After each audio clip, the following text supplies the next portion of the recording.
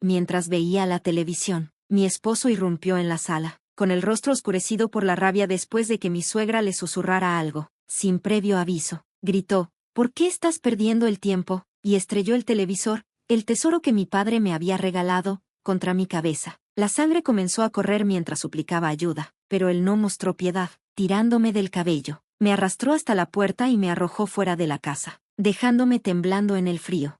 Sacudida y desesperada, llamé a mi hermano, Daniel. Cuando llegó, la pesadilla solo empeoró. Lo que ocurrió después fue más aterrador de lo que jamás podría haber imaginado. Mi nombre es Harper Collins, y esta es la historia que nunca pensé que viviría para contar, un viaje a través del amor, la traición y el hallazgo de la fortaleza en medio de un dolor inimaginable.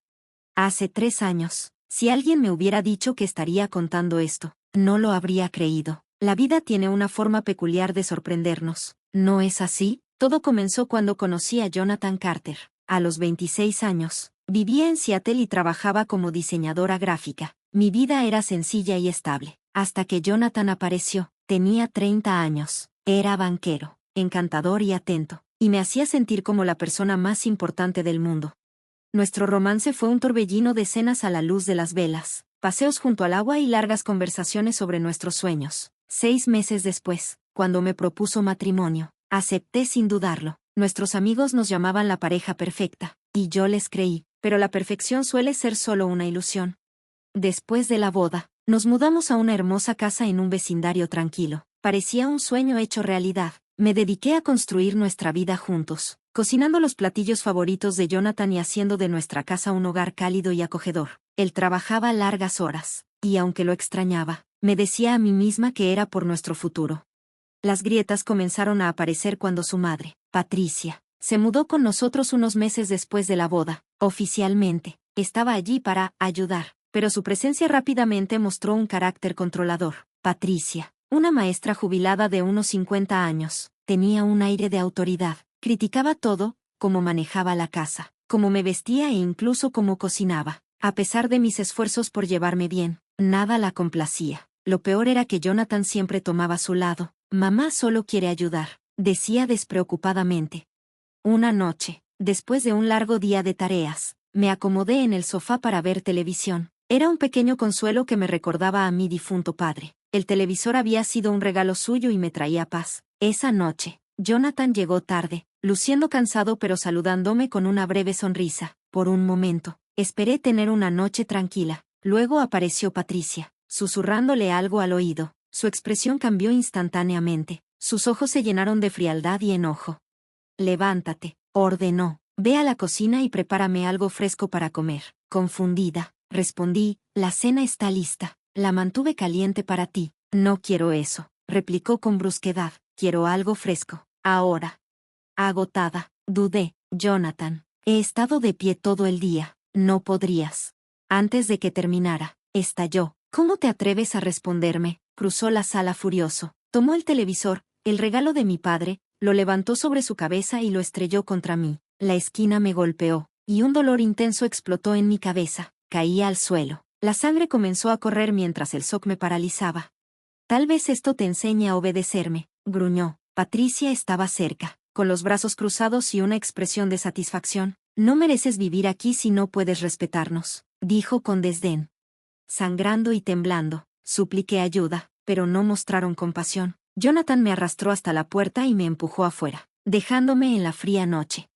Sin tener a dónde ir, llamé a Daniel. Cuando contestó, rompí en llanto. «Daniel, por favor, necesito ayuda». «Voy para allá», respondió con firmeza. «¿Dónde estás?». Cuando llegó, su rostro era una mezcla de preocupación y furia. Me ayudó a subir a su coche y condujo directamente al hospital. «Vamos a arreglar esto», dijo, apretando el volante con fuerza. «Él no se va a salir con la suya». Mientras el médico atendía mis heridas, una chispa de esperanza comenzó a surgir. No tenía que soportar esto más. Este era el comienzo de un nuevo capítulo, uno en el que lucharía por mí misma, sin importar el costo. Dudé, sin saber por dónde empezar, pero sabía que tenía que contarle todo a Daniel. Tomando una respiración profunda, comencé desde el principio, relatando cada momento de la interferencia de Patricia, la creciente frialdad de Jonathan y mis desesperados intentos por complacerlos, con la esperanza de que las cosas mejoraran. Finalmente, Describí el horroroso momento en que Jonathan estrelló el televisor contra mi cabeza. Daniel escuchó atentamente, con los puños apretados y la mandíbula tensa. Para cuando terminé, estaba furioso. «¿Es un monstruo?», dijo con voz baja y cargada de ira. «Y su madre no es mejor, Harper. No puedes volver allí, nunca».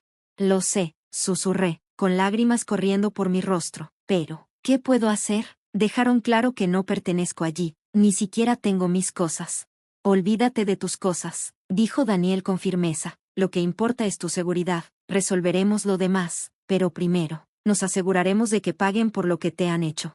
Asentí, sintiendo una mezcla de miedo y alivio. Por primera vez en meses, sentí que no estaba sola. Daniel era mi apoyo, y sabía que no me dejaría enfrentar esta batalla por mi cuenta. En los días siguientes, me quedé con Daniel, tratando de recuperarme física y emocionalmente. Él me ayudó a iniciar el proceso de divorcio, un paso desafiante pero liberador. Romper los lazos con Jonathan fue como recuperar una parte de mí misma que había perdido. Sin embargo, por liberador que fuera, no era suficiente. La ira y la humillación ardían dentro de mí. Quería justicia. Una noche, mientras estaba sentada en la sala de estar de Daniel, dije, quiero hacer más que dejarlo, quiero exponerlo por lo que realmente es. Los ojos de Daniel se entrecerraron pensativamente. ¿Qué quieres decir?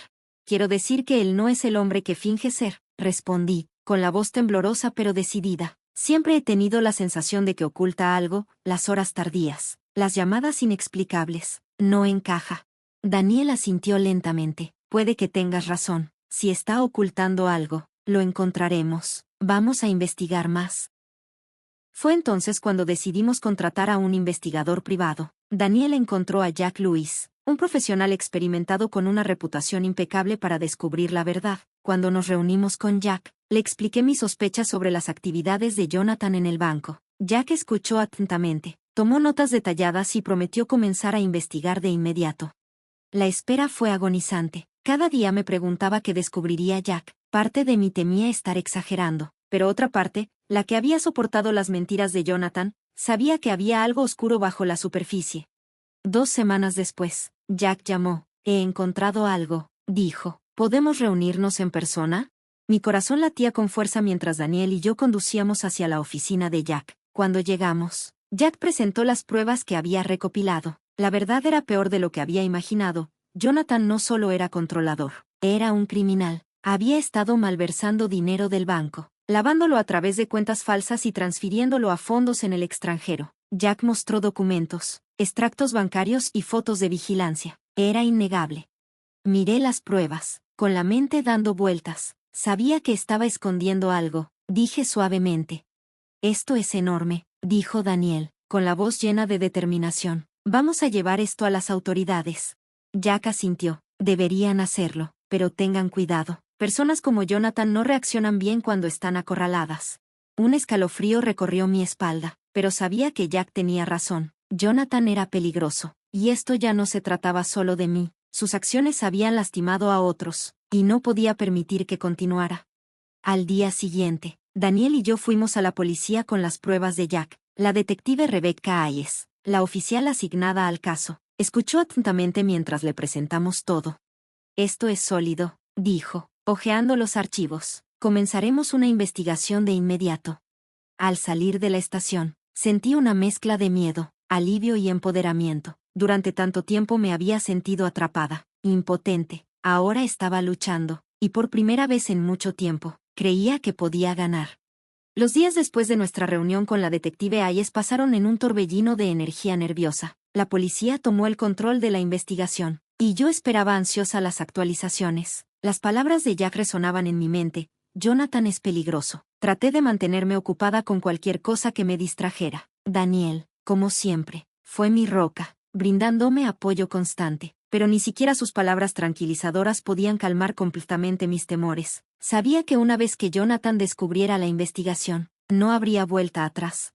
Aproximadamente una semana después, la detective Hayes nos llamó. Cuando llegamos, nos indicó que nos sentáramos. «Hemos hecho avances significativos», dijo mientras abría una carpeta en su escritorio. «Gracias a las pruebas que proporcionó su investigador, hemos confirmado que Jonathan está involucrado en una operación de lavado de dinero a gran escala. Ha estado malversando fondos durante más de 2 años. utilizando empresas fantasma para encubrir sus huellas. La magnitud de sus crímenes es enorme. Escuchar todo esto me dejó sin aliento. ¿Qué pasará ahora?, pregunté con voz temblorosa. Hemos construido un caso sólido contra él, respondió la detective Hayes. Estamos monitoreando sus movimientos y preparándonos para arrestarlo. Pero deben tener cuidado. Una vez que se dé cuenta de que lo estamos acorralando, podría intentar contactarla o algo peor. Asentí, agarrando con fuerza el borde de mi silla. No dejaré que me alcance, dije, aunque por dentro estaba aterrada. Al salir de la estación, Daniel me miró. Estás manejando esto increíblemente bien, Harper.